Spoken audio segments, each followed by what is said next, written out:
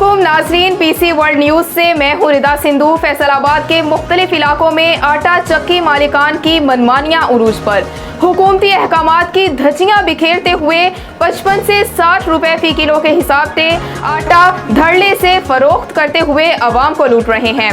हमारे crime reporter Naeem bag की report के मुताबिक फैसलाबाद के इलाके जड़ावाला रोड, लाहौर स्वीट्स के साथ यूसुफाबाद रोड और उसके मुल्हिका हसनपुरा जड़ावाला रोड पर जलवी मार्केट से कब्रस्तान मोड़, अकबराबाद मिलाड रोड पर वाक़े आटा चक्की मालिकान की मनमानियां उरूज पर हैं। हुकूमती अहकामात की धज्जियां बिखेरते हुए 55 से 60 रुपए फी किलो के हिसाब से धड़ल्ले के साथ आटा फरोख्त करके अवाम को लूट रहे हैं।